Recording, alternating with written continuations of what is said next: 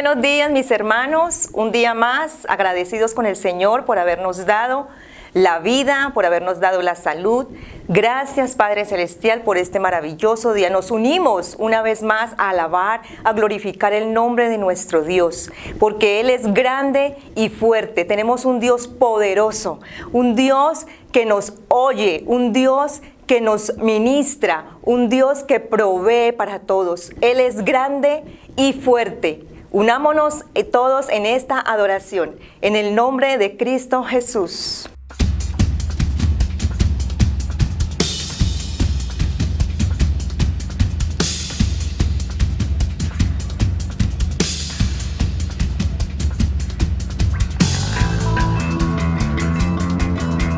Grande y fuerte es nuestro Dios. Grande y fuerte es nuestro Dios. Grande y fuerte es nuestro Dios. Grande y fuerte es nuestro Dios.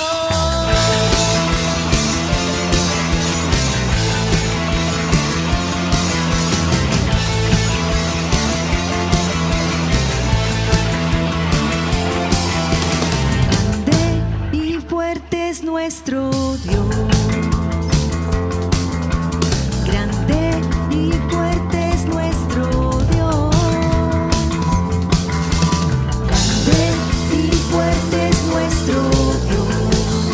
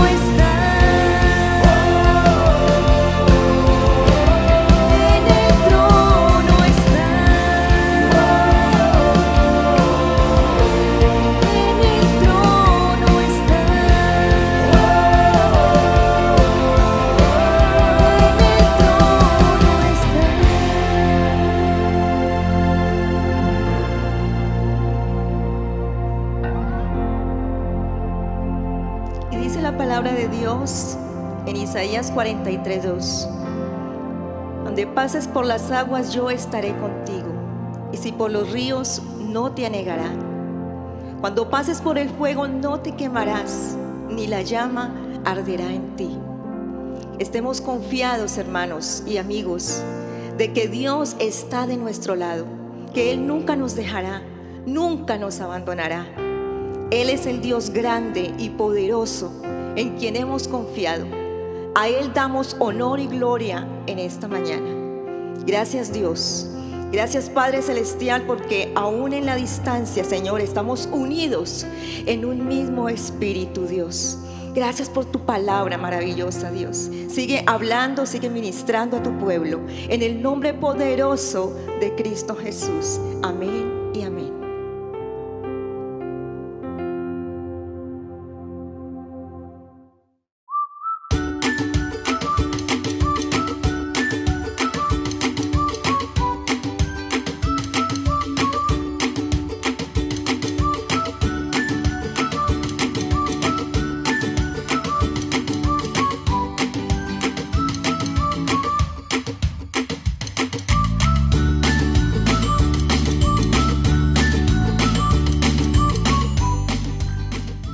Hola niños de Generación Límites Kids, es un gusto para mí volver a compartir este tiempo tan especial con ustedes. Este mes hemos celebrado el amor y la amistad. Ha sido un tiempo muy especial donde hemos aprendido el valor de la amistad, del amor, hemos aprendido a escoger nuestros amigos y también cómo ayudar a nuestros amigos. Yo les voy a hablar de un tema muy especial, pero antes los invito a que oremos en compañía de Angélica, después una alabanza y después, y por último, un corto video. Hola amiguitos, hoy les invito a orar, pero primero cerremos los ojos. Amado Dios y Padre Celestial, gracias por este día. Señor, te lo pido que nos guardes, que esta enseñanza se nos quede en el corazón. Te lo pido que guardes a la iglesia, a nuestros pastores, a los niños, Señor, en el nombre de Cristo Jesús Todopoderoso. Amén y amén.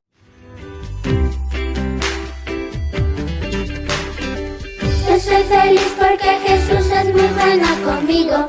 Yo soy feliz porque Él es mi gran amigo. Yo soy feliz porque Jesús es muy bueno conmigo. Yo soy feliz porque Él es mi gran amigo.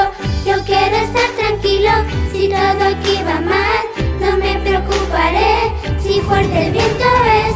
Jesús es mi amigo y me da protección, por eso soy feliz y canto esta canción.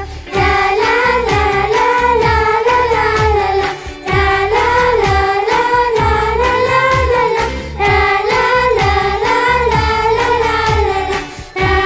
la la hey.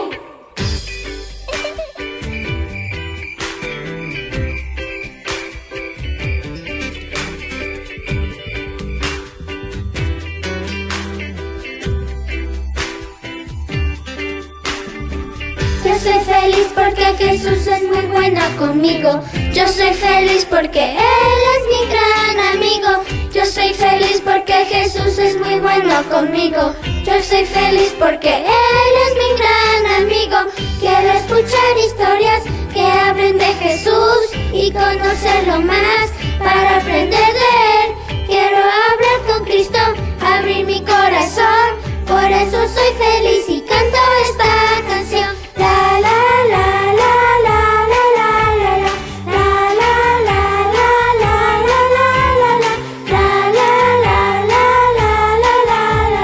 la la la la hey. La la la la la la la la la la la la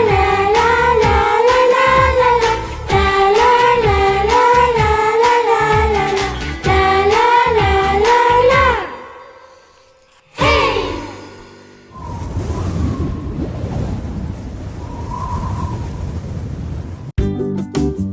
Jesús es nuestro mejor amigo. Niños, muchas veces podemos sentirnos solos cuando estamos en la casa, en el colegio o simplemente cuando estamos tristes. Pero es en esos momentos cuando debemos recordar que Jesús es nuestro mejor amigo y nunca nos abandona. Él está con nosotros en todo momento. Así fallemos y cometamos errores, Jesús siempre nos va a amar y nos va a ofrecer su amistad incondicional. El amor de Jesús hacia nosotros es tan grande que aunque estemos en problemas, Él siempre estará ahí para brindarnos su mano y ayudarnos. Jesús dijo en Mateo 19:14, dejen que los niños vengan a mí y no se lo impidan, porque el reino de los cielos es de quienes son como ellos. Así que no olviden, niños, Jesús siempre estará disponible para cuando lo necesitemos. Solo tenemos que buscarlo leyendo su palabra, que está en la Biblia, y mediante la oración. Papito Dios, gracias porque nos diste en tu Hijo Jesús a nuestro mejor amigo. Gracias porque Él nos enseña a ser obedientes, amorosos y respetuosos, especialmente con nuestros padres. En Él encontramos el único camino hacia ti, y eso me hace feliz. En el nombre de tu Hijo amado, amén. Bueno, niños, después de haber visto este corto video, ¿quién de ustedes nos ha sentido solo, triste, deprimido o con muchos problemas? ¿Cierto que sí? Pero ¿saben qué? Hay alguien muy especial y es nuestro amigo Jesús. Él siempre ha estado cerca, nunca nos ha dejado solos. Él siempre ha estado en los momentos buenos y malos. Él siempre ha estado allí, aunque tú no lo hayas notado, aunque lo ignoremos. ¿Y cómo lo ignoramos? Cuando nos metemos en las redes sociales, cuando estamos pegados del celular, con los juegos, con la televisión. Siempre lo ignoramos, pero Él nunca nos ha dejado solos. Él siempre ha estado allí, siempre nos ha guardado, nos ha sustentado y aún en tus sueños te ha guardado. Nunca te ha dejado solo. Así que Él es nuestro amigo fiel, el que nunca falla, el que siempre está con nosotros cuando lo necesitemos. Ya sabemos que Jesús es nuestro mejor amigo, es nuestro amigo fiel, el que no nos falla. Solamente tenemos que aceptarlo en nuestro corazón. En la palabra de Dios, en Juan 15:14 dice que ustedes son mis amigos si hacen lo que les mando. Y Jesús siempre nos pide que hagamos cosas buenas. Entonces con nuestras acciones nos acercamos más a Jesús y Él se convierte en nuestro mejor amigo. Los voy a invitar a hacer una actividad diferente hoy para que aprendamos la frase Jesús, mi amigo fiel, de una manera diferente, en lenguaje de señas. ¿Les gustaría aprenderlo? ¿Les gustaría aprenderlo? Sí. Listo, entonces empecemos. Para hacer la palabra Jesús, vamos a emplear el dedo del medio de la mano y lo vamos a colocar contra nuestras palmas. Jesús. Jesús. Ahora, para hacer mi, vamos a colocar nuestra mano y la llevamos al pecho. Mi. Amigo lo vamos a hacer de la manera de los dos dedos índices, lo vamos a entrelazar. Amigo. Eso significa amigo. Y para ser fiel, vamos a coger el dedo del medio y lo vamos a llevar con el dedo gordito o el pulgar, lo vamos a colocar en nuestra muñeca y lo vamos a llevar hacia el frente. Fiel. ¿Listo? Entonces hagámoslo. Nuevamente. Jesús. Jesús. Mi amigo fiel. ¿Listo? ¿Aprendieron? Ahora hagámoslo pero sin palabras. ¿Listo?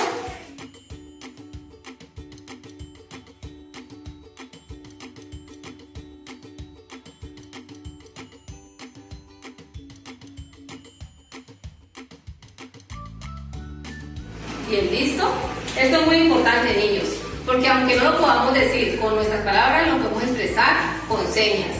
¿Les gustó? Espero que lo compartan y es una manera de llegar a otras personas y le van a decir qué significa eso.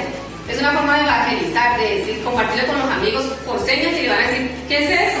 Entonces ustedes van a decir, eso significa que Jesús es nuestro amigo fiel. ¿Les gustó? ¿Sí? ¿Quieren repetirlo? Sí. Entonces háganlo, yo lo veo. Jesús, mi amigo fiel. Muy bien. Hasta pronto. Hola amiguitos, estoy con mi amigo Sebas y los venimos a invitar a que se aprendan estos versículos pero con una nueva dinámica, porque es una forma muy divertida de aprenderlo. Proverbios 17:17. Amar todo el tiempo al amigo porque es como un hermano en tiempos de angustia. Ahora hagámoslo juntos. Proverbios 17:17. Amar todo el tiempo al amigo porque es como un hermano en tiempos de angustia. Jesús nos dice en Juan 15:14, ustedes son mis amigos si hacen lo que yo les mando. Ahora hagámoslo juntos. Juan 15:14, ustedes son mis amigos si hacen lo que yo les mando. Bueno, amiguitos, nos despedimos. Uy, Dipper, ¿qué vas a cantar ahora? Vamos a cantar. Yo tengo un amigo que me ama. ¿A mí también me ama? Claro que sí. Vamos a cantar todos juntos. ¡Uy, qué bueno! ¡Dale, vamos, vamos, vamos! ¡Dale, cantemos!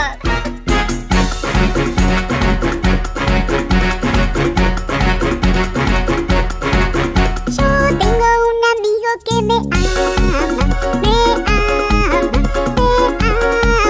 Yo tengo un amigo que me ama, su nombre es Jesús.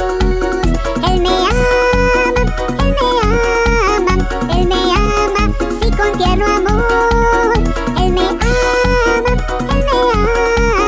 su nombre es Jesús. Dipper, vos tenés un amigo que te ama. ¿Y yo? Vos también, Pablito. Ese amigo se llama Jesús. Tú tienes un amigo que te ama, te ama, te ama. Tú tienes un amigo que te ama, su nombre es Jesús. Él te ama, él te ama, él te ama, así con tierno amor. Él te ama, su nombre es Jesús. Dipper, aunque a veces me porto mal, ¿él me sigue amando? Claro, él nos ama a todos por igual, pero a él no le gusta que nos portemos mal, Pablito. Ah, o sea, me tengo que portar bien. Por supuesto, tenés que portarte muy bien. Y él me sigue amando. Y él te sigue amando. Bueno. Tenemos un amigo que nos ama, nos ama, nos ama. Tenemos un amigo que nos ama, su nombre es Jesús. Él nos ama, él nos ama, él nos ama, sí, con tierno amor. Él nos ama, su nombre es Jesús. Luca, ¿qué te pasa que estás triste? Y porque Jesús los ama a ustedes están recontentos, y yo... A vos también te ama, ¿no es cierto, Dipper? ¡Claro que sí, a vos también te amo! ¡Ay, qué bueno! ¡Mucho, mucho! Su nombre es Jesús. A ver, todos juntos, ahora. A la 1, a la 2, a la 3, a la 4, a la 5, a la 6, a la 7, a las 8, a las 9. ¡Se acabó!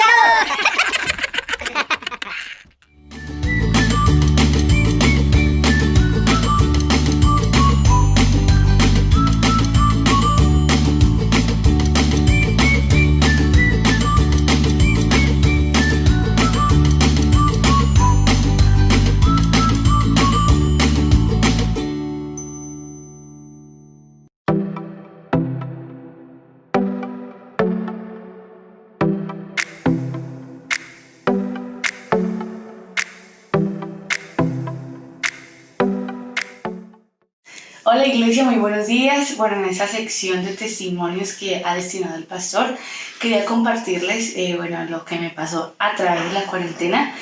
Yo estaba en un empleo, en una oficina de abogados, muy chévere el trabajo, me encantaba. Lastimosamente por la pandemia, el cierre de juzgados, recortaron el personal y en ese recorte caí yo. Estuve así pues buscando, supuestamente pues ellos tuve el contrato suspendido y ellos quedaron en volver a llamarme, pero pues finalmente se tomó la decisión del despido y me quedé aproximadamente como 4 meses o 5 meses sin empleo, sin recibir un peso, nada. Y yo, Dios mío, ya eso es demasiado tiempo en mi vida, había estado tan desocupada tanto tiempo, nunca, siempre he estado estudiando en la universidad o en la iglesia. Finalmente fue un tiempo de mucho tiempo libre, nunca había tenido tanto tiempo libre. Y yo como que, bueno, Dios, ¿qué me va a poder hacer? No hay trabajo, no pasa nada. Entonces hasta que un día me llamó una persona y me dijo, no, mira, hay un empleo, pues inscríbete, a ver qué pasa. Y yo, bueno, igual ni me van a llamar. De tantos que me había inscrito, finalmente me inscribí, pues hice todo el proceso, hubo una entrevista múltiple, o sea, era con más de 10 personas y todas las personas que estaban tenían muchísima experiencia, ya eran profesionales. Y yo no, pues ahí tengo todas las de perder, ahí no voy a quedar. Finalmente, después de un mes largo el proceso de selección, me llaman, firmé el contrato y pues realmente todos los créditos de eso se los tiene que llevar Dios, porque por más preparación que uno tenga, experiencia o palanca, yo qué sé, siempre hay una mano más fuerte que interviene y esa es la mano de Dios y es la que interviene en todas las áreas de nuestra vida. Entonces, pues ese era como el testimonio que quería compartirles.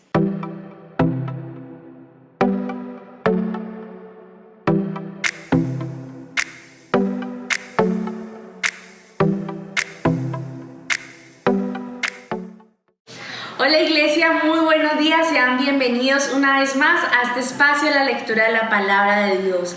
Me alegra mucho estar compartiendo este espacio aquí con ustedes. Damos la bienvenida a las personas que apenas se están conectando, a las que ya están conectadas, espero sigan en línea. Hoy vamos a leer el Salmos número 52, así que le invito a usted vaya y busque su Biblia, se reúna con su familia y leamos juntos la Palabra de Dios. Salmos 52. ¿Por qué te jactas de maldad, oh poderoso? La misericordia de Dios es continua. Agravios maquina tu lengua, como navaja afilada hace engaño. Amaste el mal más que el bien, la mentira más que la verdad. Has amado toda suerte de palabras perniciosas, engañosa lengua. Por tanto, Dios te destruirá para siempre, te asolará y te arrancará de tu morada, y te desarraigará de la tierra de los vivientes. Verán los justos y temerán, se reirán de él diciendo: He aquí el hombre que no puso a Dios por su fortaleza, sino que confió en la multitud de sus riquezas y se mantuvo en su maldad. Pero yo estoy como olivo verde en la casa de Dios. En la misericordia de Dios confío eternamente y para siempre. Te alabaré por siempre porque lo has hecho así, y esperaré en tu nombre porque es bueno delante de tus santos. Amén. Y quiero, hermanos, que leamos nuevamente el versículo número 8. Dice: Pero yo estoy contigo como olivo verde en la casa de Dios. En la misericordia de Dios confío eternamente y para siempre. Hermanos, la misericordia de Dios se renueva cada mañana para con nosotros. Así que es un motivo más para confiar en Él, para agradecer siempre y estar súper pegadito de Él. Espero esta sea una semana llena de bendición y que usted pueda compartir esta palabra con otras personas, que pueda compartir estas transmisiones con otras personas. Recuerden, estamos en YouTube y Facebook como UMEC La Floresta Cali y en Instagram como @UMEC Casa de Oración. Ahí puede seguirnos, suscríbase, denle me gusta a todas las publicaciones que salen para que así otras personas puedan conocer de Dios y el reino de Dios sea extendido. Hermanos, que Dios les continúe bendiciendo.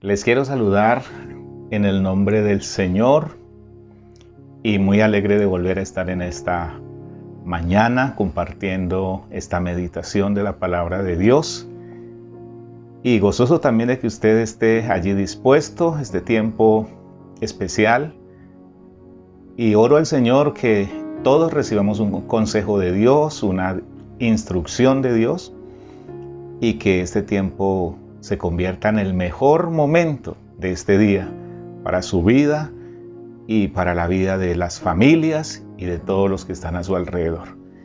Vamos hoy a hablar de un periodo especial, y pues todos los periodos de Israel son preciosos, instructivos, ejemplos buenos, ejemplos no dignos de imitar, pero bueno, hoy vamos a entrar con los reyes de Israel. Ya pasamos la etapa de los jueces, que fue una etapa que nos dejó unas lecciones bastante interesantes. Les dejé la motivación de que ustedes tomaran la iniciativa de leerse el libro de los jueces. A veces no nos gustan los libros del Antiguo Testamento, pero son preciosos. Y allí hay historias de liderazgo, hay historias de líderes frustrados, hay historias de decisiones apropiadas, decisiones equivocadas, toda esa clase de cosas está allí y que son corrientes en la vida del ser humano todos los días. La historia de los reyes de Israel es una de los espacios que para el pueblo de Israel y para la historia tiene muchas enseñanzas. Es complejo, es amplio, bastante amplio todo lo que se puede enseñar, así que aquí lo único que vamos a hacer es una breve introducción. Y quisiera empezar leyendo lo que dice la palabra de Dios en el libro de Deuteronomio, capítulo 17, desde el versículo 14 hasta el versículo 20. Dice esta preciosa porción: cuando hayas entrado en la tierra que Jehová tu Dios te da, y tomes posesión de ella y la habites, y digas: pondré un rey sobre mí como todas las naciones que están en mis alrededores, ciertamente pondrás por rey sobre ti al que Jehová tu Dios escogiere. De entre tus hermanos pondrás rey sobre ti. No podrás poner sobre ti a hombre extranjero que no sea tu hermano. Pero él no aumentará para sí caballos, ni hará volver al pueblo a Egipto con el fin de aumentar caballos, porque Jehová os ha dicho: no os volváis nunca por este camino. Ni tomará para sí mujeres para que su corazón no se desvíe, ni plata ni oro amontonará para sí en abundancia. Y cuando se siente sobre el trono de su reino, entonces escribirá para sí en un libro una copia de esta ley, del original que está al cuidado de los sacerdotes levitas, y lo tendrá consigo, y leerá en él todos los días de su vida, para que aprenda a temer a Jehová su Dios, para guardar todas las palabras de esta ley y estos estatutos para ponerlos por obra, para que no se eleve su corazón sobre sus hermanos, ni se aparte del mandamiento a diestra ni a siniestra, a fin de que prolongue sus días en su reino, él y sus hijos en medio de Israel. Para todos es muy común escuchar esta frase, que Dios no quería que el pueblo de Israel tuviera rey porque Él era el rey. Y lo entendió muy bien el juez Gedeón, cuando el pueblo se reunió y todas sus victorias lo hicieron muy famoso y le dijeron: sea rey sobre nosotros. Y Gedeón dijo: yo no voy a ser rey sobre ustedes porque Jehová es el que reina sobre ustedes. Sin embargo, él murió, dejó 70 hijos y un hijo natural llamado Abimelech, y ese fue el primero que se autoproclamó rey. Y curiosamente la historia muestra que él asesinó a los 70 medio hermanos que tenía con el fin de apoderarse del reino, y de esta manera se pareciera que fue como el primer rey. Sin embargo, años antes con Moisés habían quedado las instrucciones para el pueblo en caso de que quisiera tener rey. Lo primero que Dios les dice a ellos es que no van a tener rey porque se ha convertido en modelo de las naciones. Eso es lo primero que dice Moisés como instrucción al pueblo de Israel. No lo vayan a hacer como un modelo para seguir el estándar de las demás naciones. No. Y estoy diciendo esto porque es una manera de evaluar por qué los fracasos de determinados reyes, por qué los fracasos en este periodo de los hombres que asumieron el papel de reyes. Entonces, el versículo 14 dice: no van a decir pondré rey como todas las naciones. A partir del versículo 15, él empieza a dar, digamos, 3 o 4 orientaciones acerca de el rey cuando el pueblo lo va a escoger. Lo primero es que ese rey va a ser escogido por Dios y nadie más lo va a escoger. Dios lo va a escoger y va a tener, dice la palabra, sumo cuidado de que ese rey será escogido de entre el pueblo, de entre las familias del pueblo de Dios o el pueblo de Israel. Eso es lo primero. La segunda es que el rey no está puesto allí para aumentar sus riquezas, sus caballos y hacer transacciones y negociaciones con el fin de enriquecerse. Aquí aclara que no deben volver a Egipto bajo ninguna circunstancia, sino que deben Este hombre debe ser una persona muy modesta, muy prudente, nada de avaricia, porque eso dañará el corazón del rey. La tercera cosa que dice el pasaje es: cuidado con las mujeres, cuidado con volverse mujeriego, cuidado con volverse enamorado y desordenado sexualmente, porque las mujeres van a dañar y a desviar su corazón. Eso dice en el versículo 17, van a desviar su corazón. Y también las riquezas, dice, tampoco va a tomar plata ni oro, ni los va a amontonar para sí en abundancia. Y la última indicación que Dios hace al pueblo de Israel para nombrar su rey y para el rey que tome ese lugar, el versículo 18 y 19 dice que debe tomar un cuaderno, un lápiz, en ese momento una pluma, y escribir una copia del libro de la ley. Y ese libro lo va a tener todos los días de su vida, dice el versículo 19, lo tendrá consigo y, ojo, lo leerá todos los días. Y ese libro tiene un propósito: aprender a temer a Jehová su Dios, guardar las palabras de la ley, ponerlas por obra. Y de esa manera, el rey que tomara el lugar para ser el guía, el gerente, el líder del pueblo de Israel, esa persona podría conservarse obedeciendo a Dios y haciendo una buena gestión, un buen trabajo con el pueblo. Entonces, he colocado estos fundamentos porque aquí están las bases para el éxito y para el fracaso. Dios le dijo a Josué, cuando le entregó la comisión de ir a conquistar la tierra, le dijo: nunca se apartará de tu boca este libro de la ley, sino que de día y de noche meditarás en él, para que guardes y hagas conforme a todo lo que en él está escrito, porque entonces harás prosperar tu camino y todo te saldrá bien. Y cuando leímos y pasamos por esa historia de la conquista, encontramos que dice: y Josué hizo conforme a todo lo que Moisés había dicho. Y Josué observó lo que Moisés había dicho. Y Josué siempre revisaba todas las cosas conforme Moisés las había indicado. Es decir, se apegó a la palabra.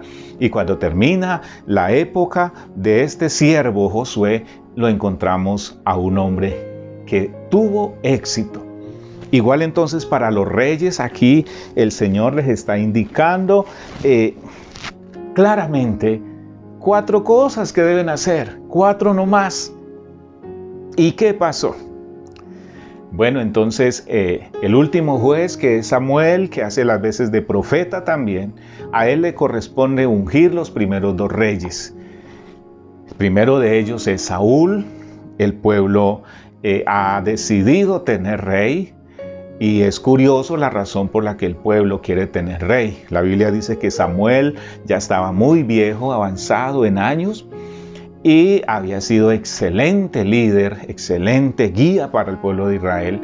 Y entonces Samuel, al sentirse ya viejo, agotado tal vez físicamente, nombra a sus 2 hijos para que ellos sean los que continúen con la dirección, con la autoridad sobre el pueblo de Israel. Pero resulta que esos 2 hijos de Samuel son pésimos.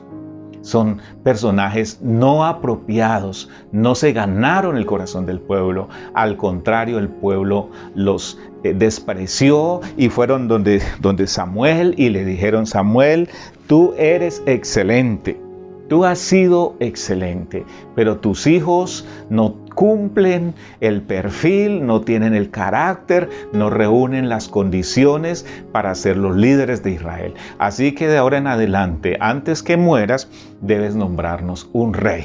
Dice la palabra de Dios entonces que Samuel se puso demasiado triste, entre enojado y triste, frustrado a causa de esta decisión de Israel. Fue donde Dios, y Dios le dijo: no te preocupes, que no te han menospreciado a ti, me han desechado a mí, nómbrales rey a ellos. Y entonces aparece el primer rey que Samuel va a ungir como el príncipe de Israel. El primero que le corresponde este papel entonces al rey Saúl. No voy a entrar en detalles, solamente voy a decir que fue un hombre ungido por el profeta en obediencia a la orden que Dios le había dado. Fue ungido, Samuel lo declaró rey de Israel, le dio una palabra para confirmar que sí era el rey de Israel. Le dijo: vas y al venir de ese monte encontrarás unos profetas, una escuela de profetas que descienden, te unirás a ellos y profetizarás con ellos. Efectivamente esto sucedió. Fue lleno, dice la palabra de Dios, fue lleno del Espíritu Santo, y Saúl empieza entonces a ejercer como príncipe, como rey de Israel. Pero, ¿qué ha pasado con este hombre? Pareciera que este hombre no leyó Deuteronomio capítulo 17. Este hombre pasó por alto muchas cosas y entonces cometió errores. Por ejemplo, actuar como sacerdote cuando él no pertenecía a esa familia. Saúl venía de la familia de Benjamín, él no era de la familia de los levitas. Sin embargo, en un momento no soportó la presión que tenía los enemigos acechándolo, asediándolo ya muy cerca y casi próximos a tenderle una emboscada. Y dice la palabra de Dios que entonces Saúl tomó la decisión de cumplir una función de sacerdote, cosa que no era permitida para él. Y allí empieza la caída de este hombre. Luego entonces, por orden de Samuel, va a una guerra y le dice: no vas a traer absolutamente nada de allá. Y resulta que este hombre desobedece esa orden y trae al rey y a ovejas, supuestamente para ofrecerlas a Dios. Entonces, desobedeció. Y a causa de su desobediencia, este hombre fue desechado por Dios. Ya Dios dijo: este no sirve como rey de Israel. Este no es el apropiado para ser rey de Israel. Si lo revisáramos con lupa frente a esas 4 situaciones, pues podríamos encontrar en cuál falló él. Yo pensaría que él falló en obedecer las órdenes, la palabra de Dios, que en este caso Dios le había hablado a través del profeta Samuel y que él pasó por alto. A partir de ese momento entonces, Dios levanta a otro rey que también va a ser ungido por Samuel, y ahora estamos hablando del rey David. La palabra de Dios dice en 1 Samuel 18:14, dice que este hombre se conducía prudentemente en todos sus asuntos y Jehová estaba con él. También David entonces fue ungido por Samuel, fue asignado el reino, pero de todas maneras David no tomó inmediatamente el reino, porque ahora entra un conflicto del rey oficial y el rey asignado por Dios. Saúl no quiso renunciar al cargo que Dios le había dado inicialmente, pero que ya se lo había quitado. Y dice la palabra de Dios que ahora, en vez de tener al Espíritu de Dios, un espíritu malo de parte de Jehová le atormentaba, y se llenó de celos, se llenó de orgullo, se llenó de envidia, y entonces se genera una lucha entre el rey, que ha sido quitado de su posición de parte de Dios, y el rey que ha sido asignado por Dios para tomar ese lugar. Así que Saúl no entrega su cargo. Tienen que pasar muchos años, dicen que aproximadamente 42 años estuvo Saúl como rey de Israel, pésimo rey de Israel. Y ese tiempo le toca, a partir de la unción que recibe David, le toca esperar hasta que por fin Saúl muere en una batalla, y muere de la forma más terrible. Y entonces David asume el reinado en medio de otra serie de conflictos con un hijo de Saúl. Bueno, en eso no quiero profundizar mucho. Lo cierto es que entonces David es el hombre que tiene muchos errores. Y tal vez una de las virtudes de David, yo pensaría, es que es un hombre que sabe humillarse ante el Señor, que sabe reconocer sus errores, que sabe agachar la cabeza cuando es necesario Y eso tal vez es lo que hace que David se mantenga firme en su reinado, porque no podemos decir que es que David no cometió errores, que es que David cumplió al pie de la letra los 4 requisitos que Dios había establecido. Por ejemplo, el de las mujeres, David no lo cumplió. La Biblia dice que él tenía 20 mujeres y quién sabe cuántas más de las esclavas. Dice la Biblia que le quitó la esposa a un soldado, lo hizo asesinar. Bueno, esa historia la conocemos. Dice la historia también que organizó un censo sin la voluntad de Dios y eso le costó a él muchas lágrimas, derrotas y castigo de parte de Dios. Sin embargo, este rey, tal vez lo que pueda yo decir de él es que es un hombre que agacha la cabeza, que reconoce sus errores, que se arrepiente delante del Señor, pide la misericordia de Dios y eso ocasiona que entonces Dios le perdone. Dios decida que entonces el reino de David sea un reino perpetuo, aunque uno de sus grandes deseos no lo pudo cumplir, que su sueño, dice la palabra de Dios, el sueño de David y tal vez la frustración de David era construirle una casa para Jehová, una casa donde habitara el Señor, pero dice la palabra de Dios que Dios no se lo permitió, le dio los diseños, él reunió los materiales, dejó todo listo, pero Dios le dijo: usted no me va a construir casa, has derramado mucha sangre, pero será tu hijo el que me construye casa. Así pasamos entonces al tercer rey de Israel. Y el tercer rey de Israel es Salomón, que es hijo de David, y su mamá es Betsabé, la misma mujer que perdió un hijo a causa del adulterio con David. Salomón es el reemplazo de ese niño que murió, y este va a ser el rey de Israel. El tercer rey de Israel. Todos los reinos están unidos, quiero hacer esa aclaración, aunque viven por familias y eventualmente se presentan inconvenientes entre familias, las 12 tribus de Israel, se presentan conflictos y todo eso. Sin embargo, este rey hasta ahora está siendo rey sobre todas las familias de Israel. Salomón entonces recibe el reino de parte de David, o de parte de Dios mejor.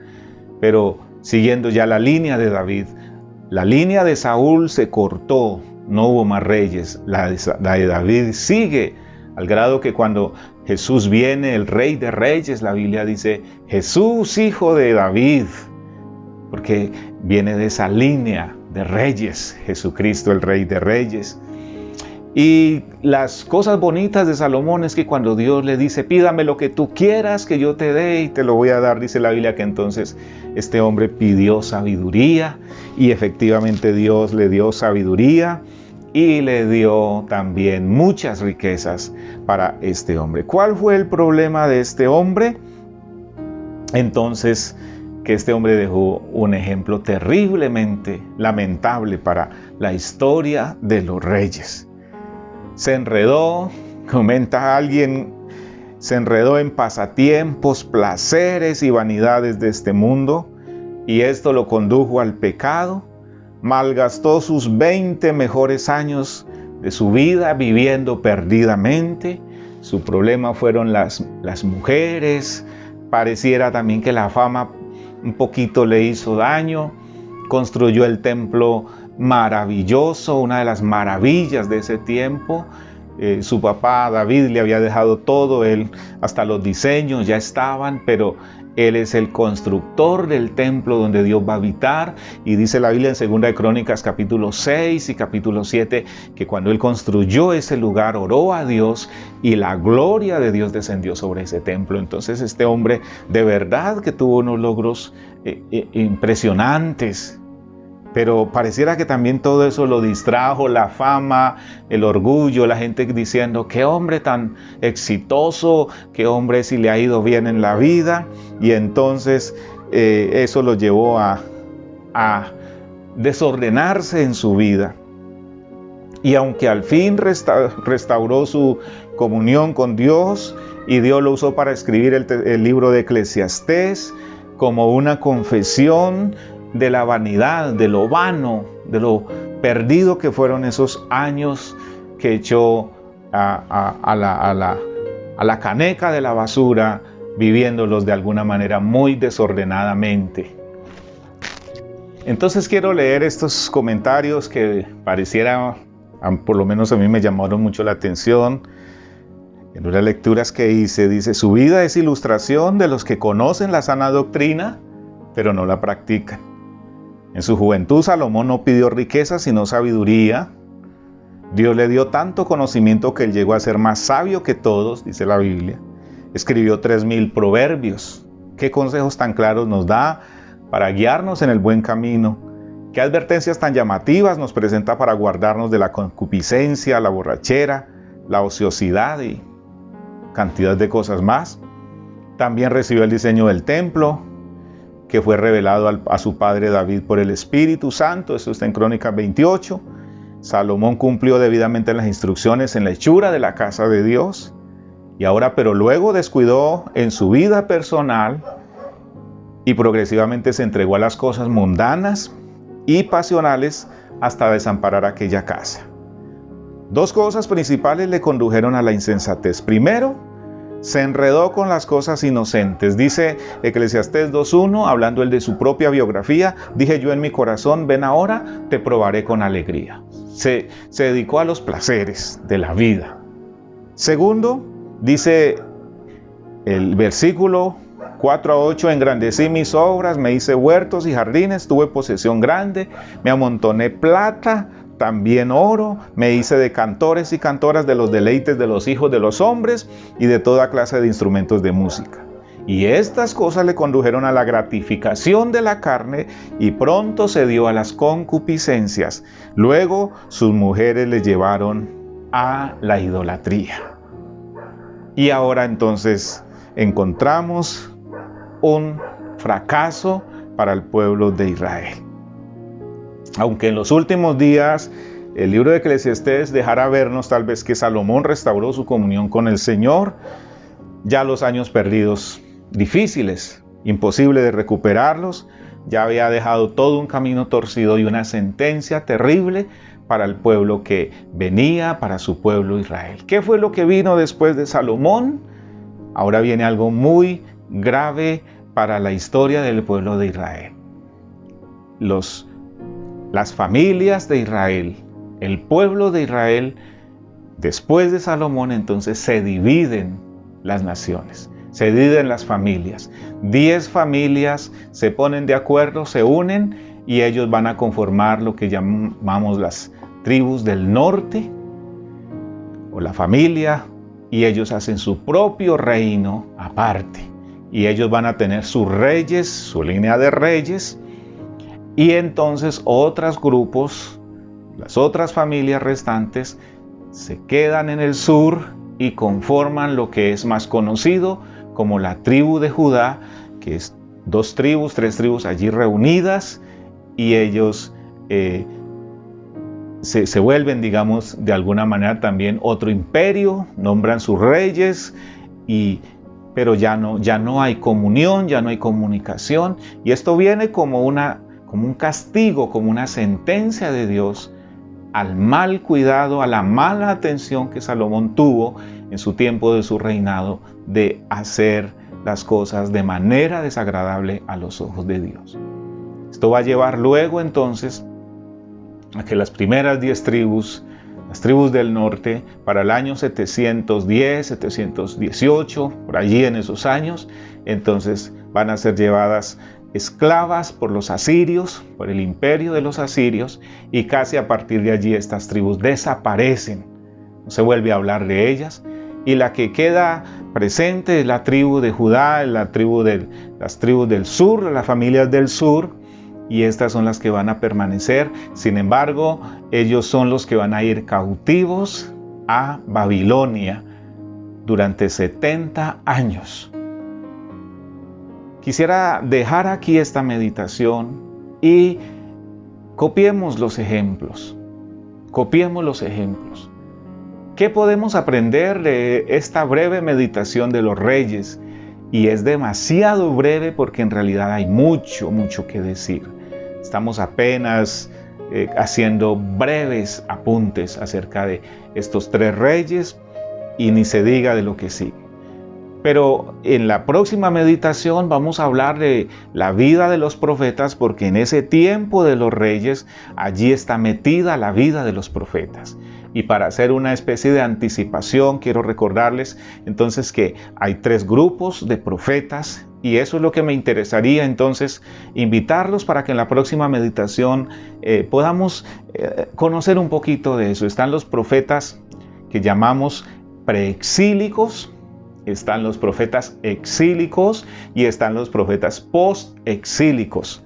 Hablo esto en un lenguaje muy común para que sea conocido. Los profetas antes del cautiverio, les decimos preexílicos. Los profetas durante el cautiverio, les decimos los profetas del exilio, cuando Israel es llevado cautivo por distintas naciones, las 10 tribus del norte, las 2 tribus del sur. Y luego los profetas postexílicos, que son los que van a hablar cuando el pueblo ha sido liberado de estas naciones, para que corrija su caminar, porque si no vendrán otros imperios y ellos van a caer cautivos con ellos. Eso será para nuestra próxima meditación, así que los invito, pero no me voy a ir sin los 3 ejemplos que podemos aprender de esto. Yo diría el primer ejemplo es, el Señor da las direcciones para hacer las cosas.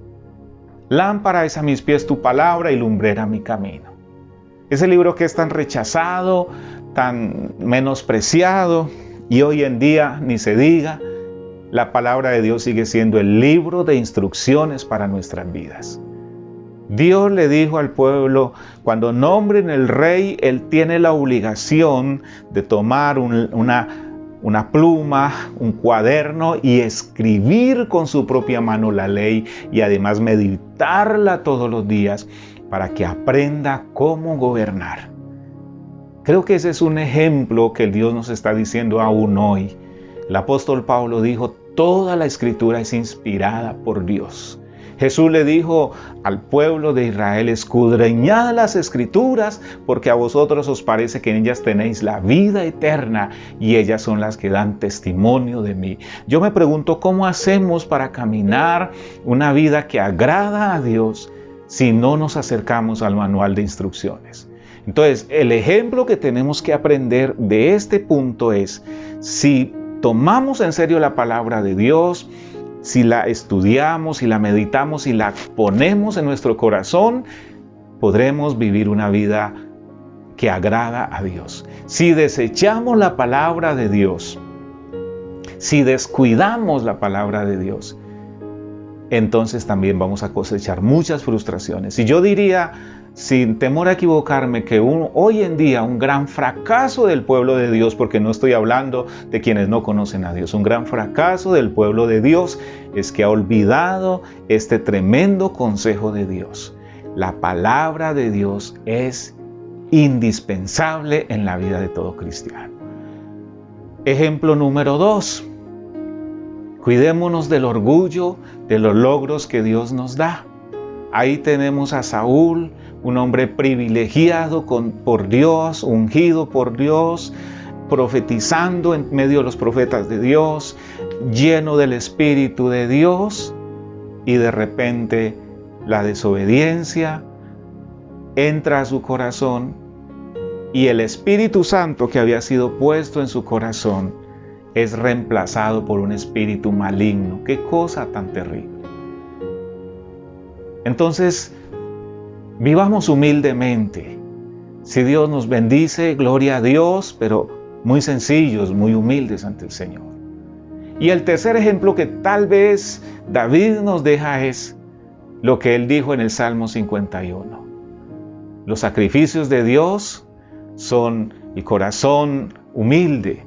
Al corazón contrito y humillado, no despreciarás tú, oh Dios. Eso lo tuvo David grabado en su corazón, fue parte de su vida, y cada vez que cometía el peor de los errores, se humillaba al Señor. Se humillaba al Señor. Ya lo hemos mirado en los devocionales que hicimos durante este mes, hablando de los salmos penitenciales. Jehová, no me reprendas en tu enojo, no me castigues con tu ira, ten misericordia de mí. Se humilla. se humilla al Señor, siente en su corazón, en su cuerpo, en sus emociones el dolor de haber pecado, se arrepiente delante del Señor y finalmente Dios dice de él: este es el hombre conforme a mi corazón. Pareciera que el reconocer nuestras faltas, el confesar nuestros pecados, el humillarnos al Señor es un recurso bastante importante en el caminar cristiano, en el éxito de nuestra vida cristiana. Mis hermanos, mis hermanas, espero que esta meditación nos ayude a tomar ejemplos de este periodo que muy fugazmente hemos mirado en esta mañana. Que Dios nos ayude durante esta semana a tomar estos ejemplos. Tome la palabra de Dios. Propóngase obedecer al Señor. Y si en algún momento su conciencia, su corazón le habla que ha pecado contra Dios, confiese su pecado humillándose ante el Señor. Que Dios les bendiga ricamente. Cada uno dé como propuso en su corazón, no con tristeza ni por necesidad, porque Dios ama al dador alegre. 2 Corintios 9:7. Somos la Iglesia Unión Misionera La Floresta, Cali, casa de oración, y algo que nos caracteriza es la generosidad con la que damos a Dios y de que damos de todas esas bendiciones que recibimos de parte de Él. Así que te invitamos, si tú también quieres participar y quieres contribuir a la extensión del reino de Dios, a que nos escribas a los números que aparecen en pantalla, al 316-410-0882 y al 322-624-4796. Ahí nos puedes escribir y te estaremos dando toda la información que requieras para que tú también puedas participar de esto. Hermanos, que Dios les continúe bendiciendo.